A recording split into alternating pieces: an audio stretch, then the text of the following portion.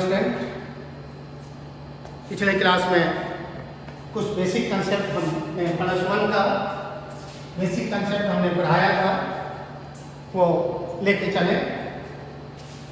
तो सबसे पहले हम कल जो स्टार्ट किए थे पिछले क्लास में सम बेसिक कंसेप्ट +1 के लिए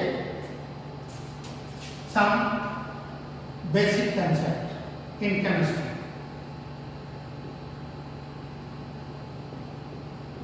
ये कल हमने स्टार्ट किया जिसमें नॉर्मल बेसिक टर्म्स बताए थे।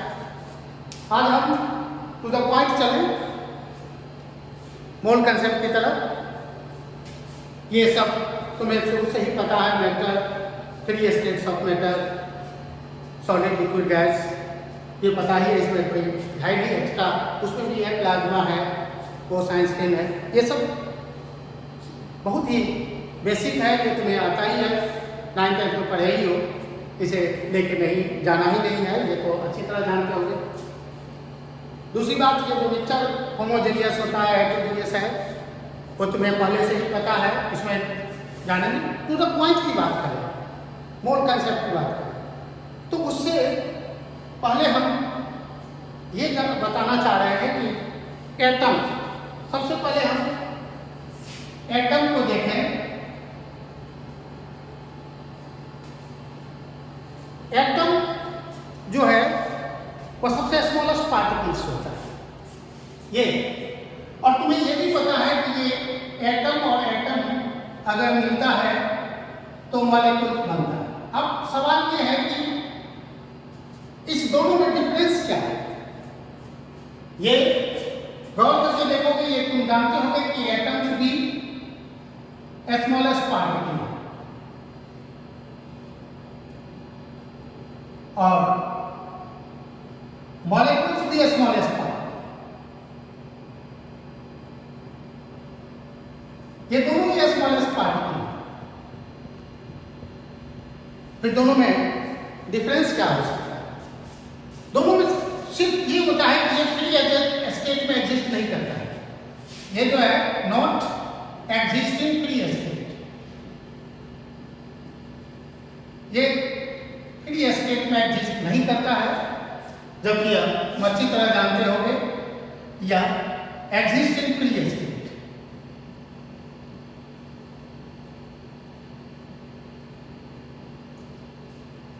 जब इस तरह की कंडीशन है तो तुम्हें खुद ही समझ में आ गया होगा कि जो अगर फ्री स्टेट में एग्जिस्ट नहीं करेगा, इट मीन्स या निश्चित रूप से अनस्टेबल होगा।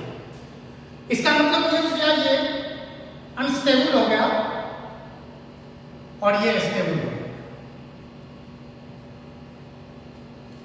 और जो अनस्टेबल हो गया स्टेबिलिटी के लिए प्रयास करेगा ही, चाहे जो भी हो, किसी भी तरीके से स्टेबिलिटी के लिए प्रयास करेगा। तो उसके सामने स्टेबिलिटी के लिए प्रयास करने का मतलब क्या होगा? Takes part in chemical reaction, इसका मतलब ये पार्टिसिपेट इन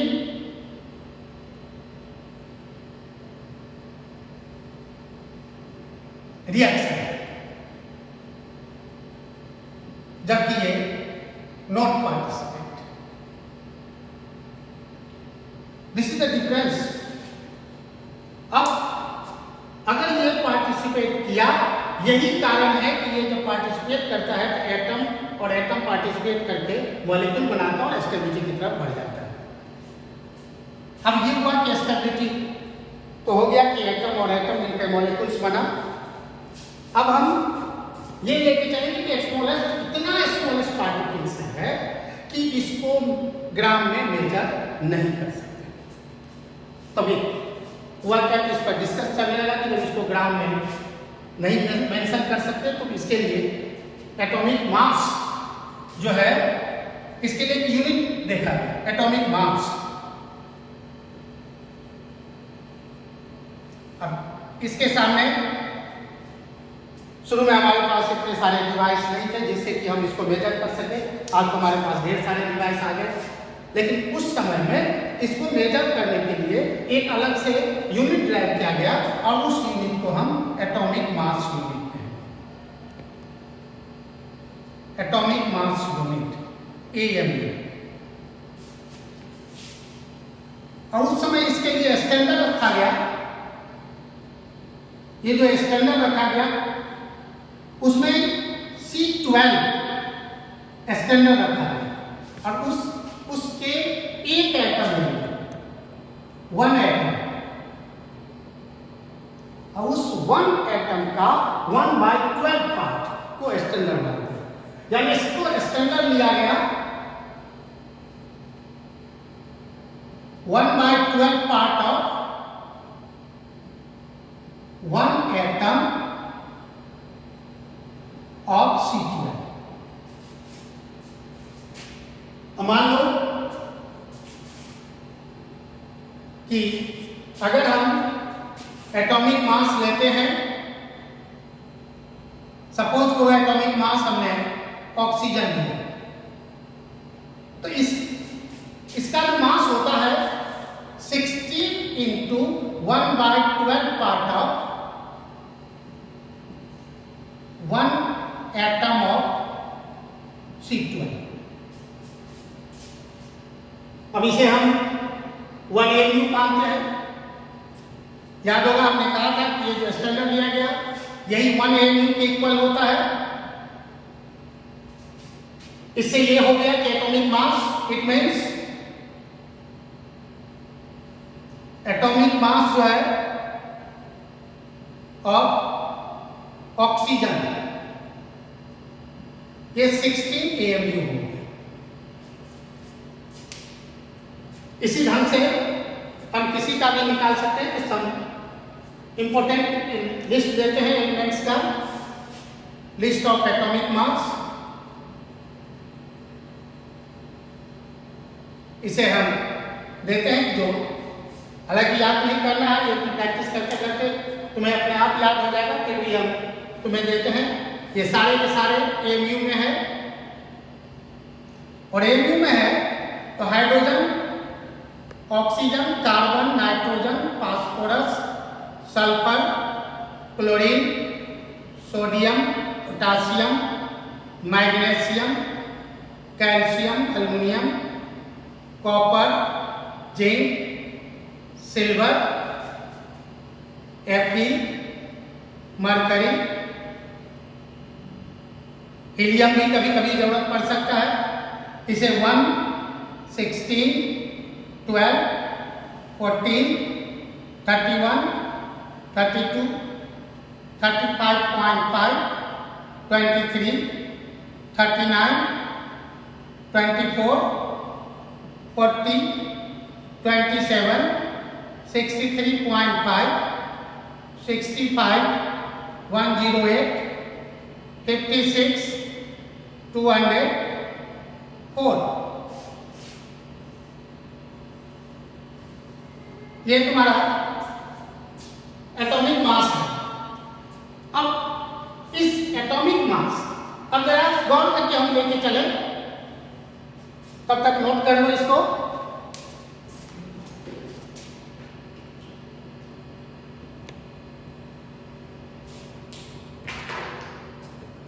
नोट हो गया होगा। अब हम लेके चले। अब हमारे पास क्या है कि अभी हमने देखा कि एटम, अभी हमने बताया था कि एटम और एटम मिलके मॉलिक्यूल बनाए। तो ये जो है अभी हमने देखा कि अगर हम एटॉमिक मास, इसका हम एटॉमिक मास लेंगे तो निश्चित रूप से इसका हम मॉलिक्यूलर मास ले सकते हैं।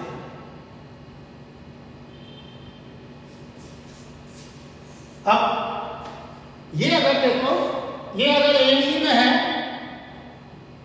और इसे भी हम AMU में ही लिखेंगे तो निश्चित रूप से इसका भी यूनिट AMU में होगा। कभी कभी हम इसको AMU जो है इसके जगह पर हम कभी कभी केवल U लिखते हैं। U का मतलब यूनिफाइड मास, या कभी कभी हम डाल्टन भी यूज करते हैं DA।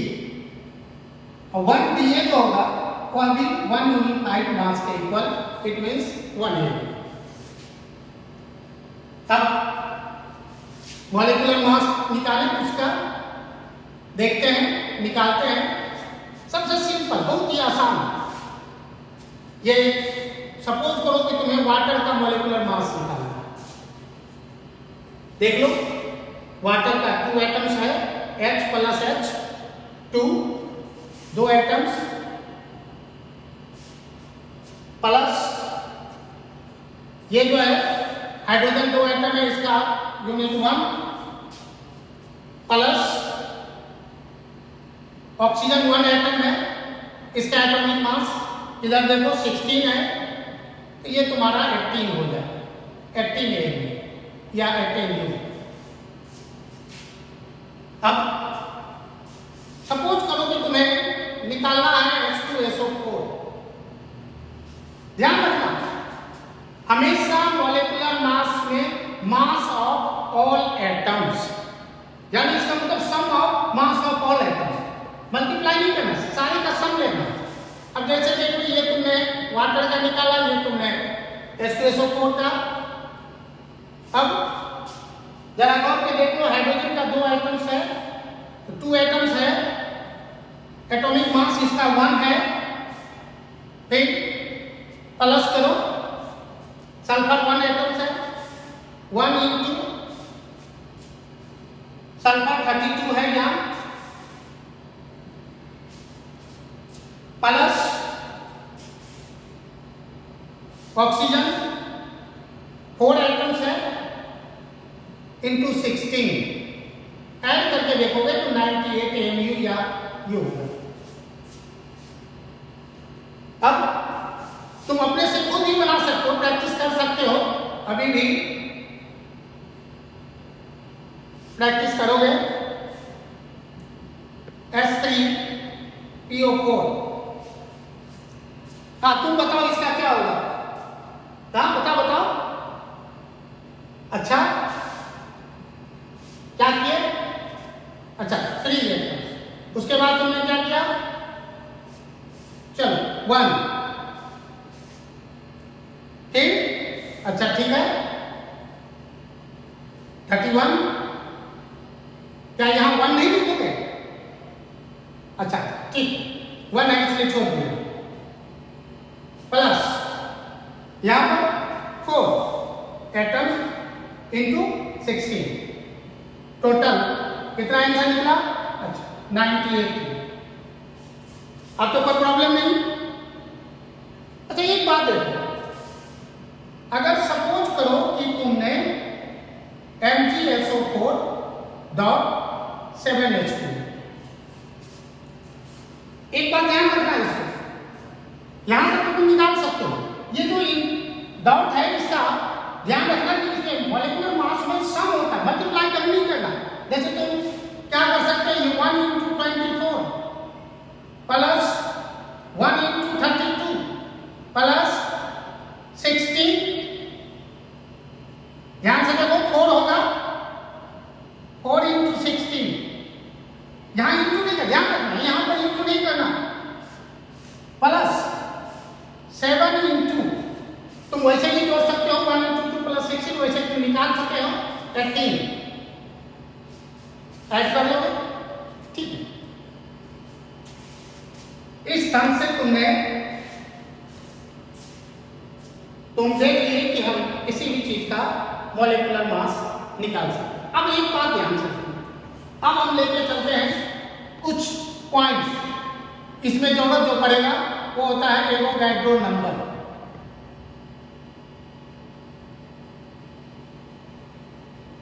इसे हम Na या M कर सकते हैं। अब ये देख लो, इसका वैल्यू जो होता है 6.022 इंटू 10 पावर 23, ये तुम्हारा एवोगैड्रो का। अब यहां पर कभी कभी क्या होता है, एक टर्म तुम देखे होगे, पढ़े भी होगे, एक होता है STP और एक होता है LTP। ये भी जरूरत पड़ेगा अभी जस्ट, उसे भी जानना जरूरी है, पढ़े भी होंगे एक होता है एसटीपी, हालांकि IUPAC में इसे ही दिया गया है। तो एसटीपी का पूरा नाम होगा स्टैंडर्ड टेम्परेचर एंड प्रेशर।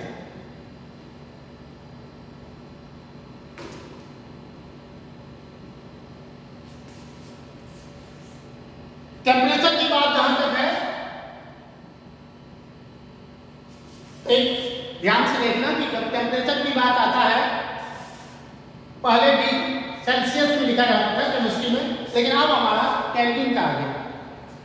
उसमें क्या करना है, केल्विन बनाने के लिए 273.15 जोड़ देंगे, ये केल्विन में बदल जाएगा 273.15 केल्विन। लेकिन एक बात ध्यान रखना, कभी कभी कंफ्यूज कर जाता है इसमें, यहाँ डिग्री सेल्सियस होता है, यहाँ डिग्री नहीं लिखते हैं, ओनली केल्विन लिखते हैं, यहाँ पर डिग्री नहीं।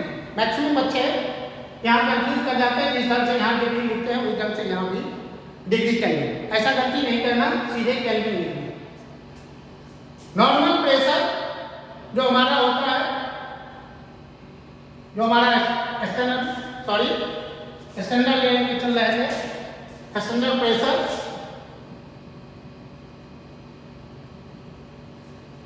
ये हमारा 1 बार होगा। अब जरा एक बात देख लो गौर करके, इसके बाद आ गया यहाँ पर एक टर्म कभी कभी पढ़े होंगे, normal temperature and pressure. Normal temperature and pressure, जिसे हम NTP कहें।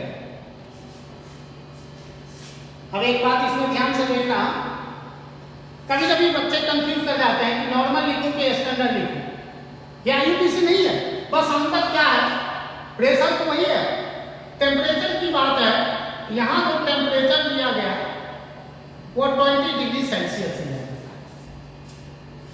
ये, और 20 डिग्री सेल्सियस ये हमारा केल्विन में जोड़ देंगे 273.15 293.15 केल्विन। लेकिन हमारे हम लोग में जो केमिस्ट्री में रूम टेम्परेचर लिखा जाता है, उस रूम टेम्परेचर में 25 लेते हैं, और उस टेम्परेचर को एम्बिएंट टेम्परेचर कहेंगे, इसलिए यहाँ पर SATP होता है। SATP का मतलब होता है standard ambient temperature and pressure. Pressure में कोई परिवर्तन नहीं, लेकिन एम्बिएंट टेम्परेचर, यहां जो है एम्बिएंट टेम्परेचर होंगे, जरा गौर के देख लो, ये हम 25 डिग्री सेल्सियस यानी 298 केल्विन 0.15 केल्विन। अब मेन पॉइंट्स पर आ जाए, ये हमारे लिए जो भी था डालना। मेन पॉइंट्स हमने कहा था कि मोल कंसेप्ट देखना है। अब हमारा मेनली मोल कंसेप्ट की तरफ लेके चले। एक टर्म यूज होता है, और वह टर्म यूज होता है ग्राम एटॉमिक मास।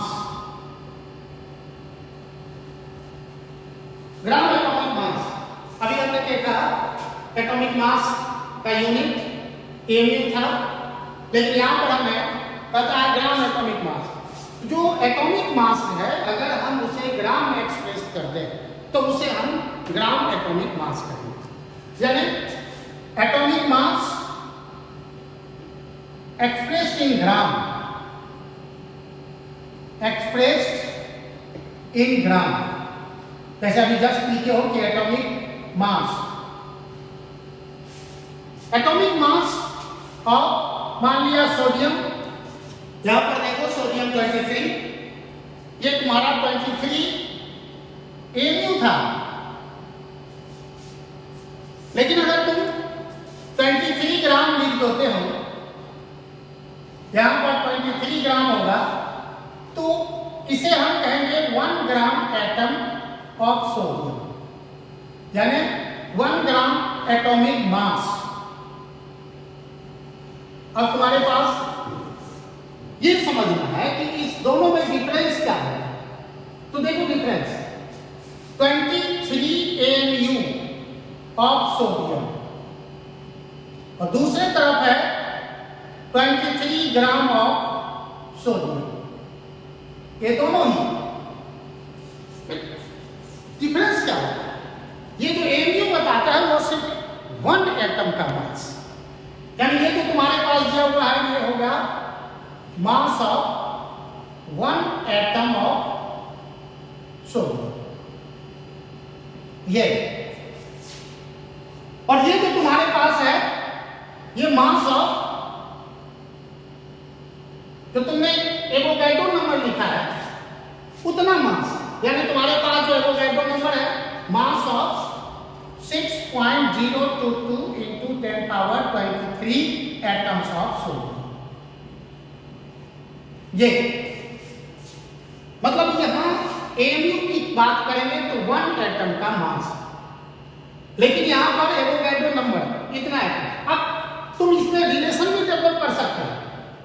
अब रिलेशन डेवलप करोगे, अब जैसे देखोगे कि इतना एटम का मास 23 ग्राम है और यहां पर एक एटम का मास इतना है, तो एक बात देख लो, एक 1 एटम अगर ले लें तो इसका मास 23 AMU हो जाएगा,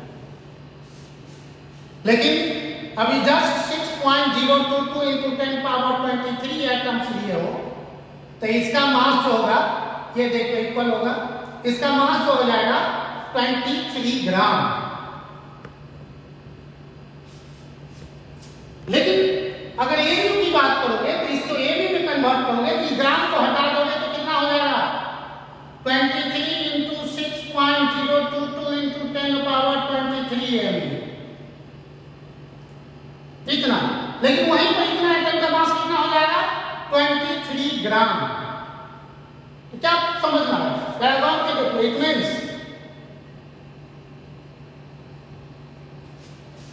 यहां पर 23 into 6.022 into 10 power 23 AMU is equal to 23 ग्राम हुआ। तो 1 AMU कितना हो जाएगा 23 by 23 into 6.022 into 10 power 23 ग्राम। 23 तो 23 कैंसिल हो जाएगा, कैलकुलेट करोगे तो 1.66 into 10 power minus 24 ग्राम। अब 1 AMU इसका मतलब होगा hence 1 AMU is equal to 1.66 into 10 power minus 24 gram. Clear? इसका मतलब ये होगा कि तुम अगर यहीं पर एटॉमिक मास ऑफ सोडियम लिखते, AMU नहीं लिखना चाहते, तो 23 को 1.66 into 10 to power minus 24 से मल्टीप्लाई कर देते तो ग्राम में बदल जाता है। ये तुम्हारे पास हो गया ग्राम एटॉमिक मास। अब जो है जरा गौर करके देख लो, अब हम लेंगे gram molecular mass. Gram molecular mass, gram molecular mass को देखोगे, आप देखो इसमें डिफाइन तो तुमने कर लिया, बहुत ही आसान से। क्या देखे यहां पर, तुम बोलो यहां पर क्या हुआ, अच्छा क्लियर? इसका मतलब क्या तुमने समझा कि एटॉमिक मास को अगर हम ग्राम में लिख दें तो ग्राम एटॉमिक मास हुआ। जस्ट सिमिलर मॉलिक्यूलर मास को अगर हम ग्राम में लिख देंगे तो क्या हो जाएगा ग्राम मॉलिक्यूलर मास, यानी molecular mass expressed in gram, expressed in gram, that is called gram molecular mass. यानी इसका मतलब क्या हो जाएगा ग्राम मॉलिक्यूलर मास ऑफ, अगर कोई पूछे gram molecular mass of water निकालो तो कितना हो जाएगा, अभी वाटर निकालो, देख लो तुमने जस्ट 18, इसका मतलब 18 ग्राम, यानी 1 ग्राम molecular mass of water, that is 18 gram.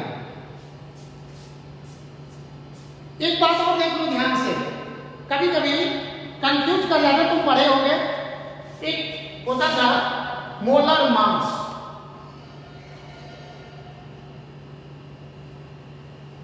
Molar mass.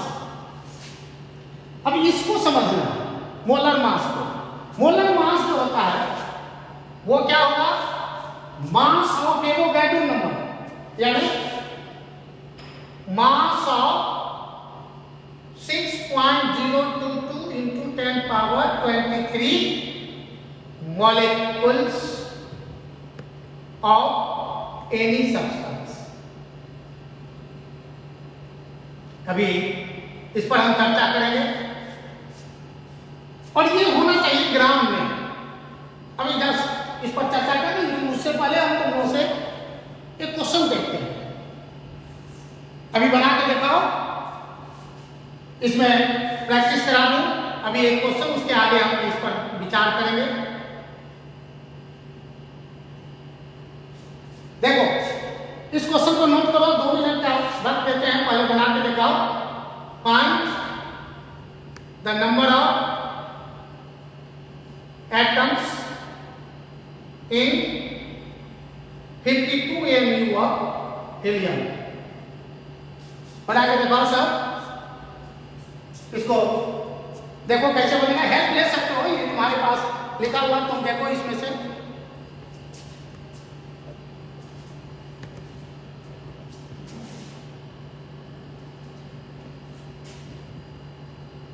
अच्छा कितना निकला, गुड।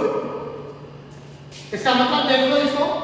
अभी क्या देखो कि हीलियम का एटॉमिक मास तुम्हारे पास जो है हीलियम का 4 mu, जो कि मास ऑफ 1 एटम का है। क्लियर? तो 4 mu हो जाएगा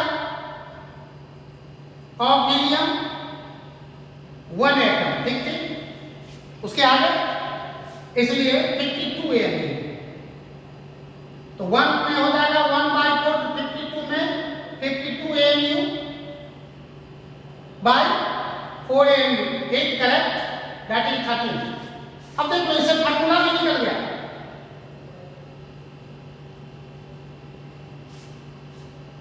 फार्मूला निकल गया, नंबर ऑफ एटम्स निकालना, short form number of atoms निकालना हो, जो मास दिया हुआ है, गिवन मास जो कि 1 mu में, बाय करेक्ट एटॉमिक मास, वह भी है गुड। नोट करो इसके, फिर नेक्स्ट जो हम बताएंगे अगले में इसके आगे बताएंगे, इसको नोट करो।